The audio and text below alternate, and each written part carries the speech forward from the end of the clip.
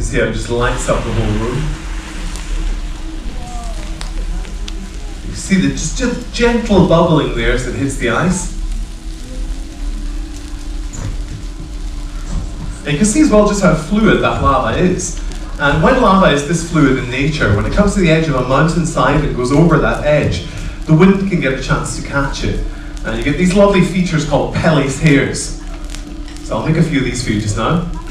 So these are Pellé's hairs. They're super fine strands of lava, and they cool very quickly in the air, as you can see, and they form these lovely glassy threads. And geologists, they absolutely love finding these, because they're actually quite hard to come by in nature. Because they're so fragile, they tend to get broken apart very easily, and they get blown away by the wind. So that's why the geologists love them. Farmers here in Iceland, on the other hand, are not quite so keen on these, because these glassy fibres, they get into the grass that the animals eat. That messes up their stomachs. So that's why in Icelandic, they've got a different name. They're called Nornahár in Icelandic, and that means witches' hairs. We'll put some flash there in the back row. Excellent. There you go. Now you can see that the surface of the lava now, the movement has pretty much stopped. There actually is still molten lava flowing out from underneath all of that. That's a point I will come back to very shortly.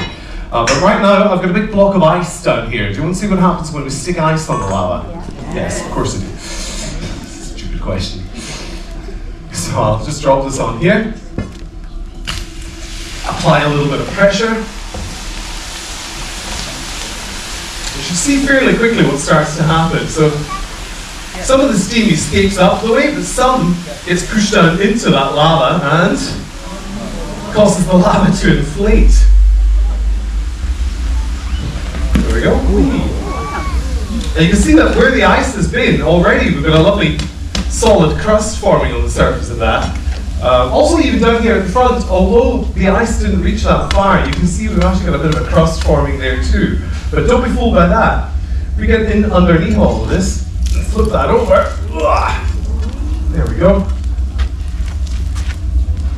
You feel that wave of heat hitting you as I flip that over, yeah?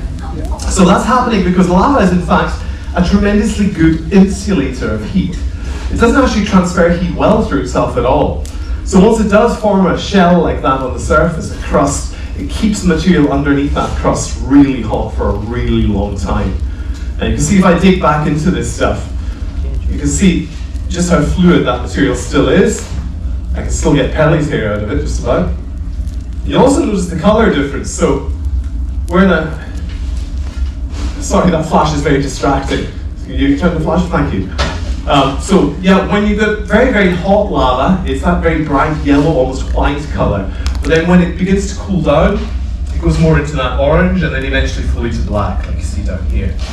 And if you notice as well, if I drag my pole here over the surface of the lava, you can see it's actually formed a skin now as it's cooling. And that skin is actually responsible for these features you see here. So these ripples on the slide here, that's a feature that's known as ropey texture or ropey pahoehoe.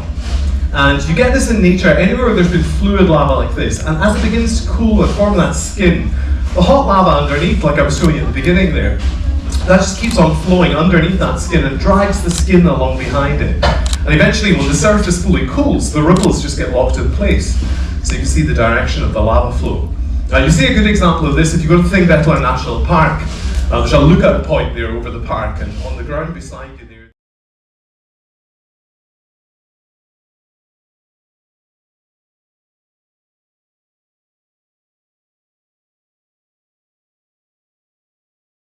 Melter today, and that's why he's wearing this ridiculous suit. It does look a bit silly, but it is necessary for him to do his job. He is operating a furnace back there that's currently running between 12 and 1300 Celsius, and he's just about to pour lava out of it while standing right beside it. And then having done so, his next job is to go around the back of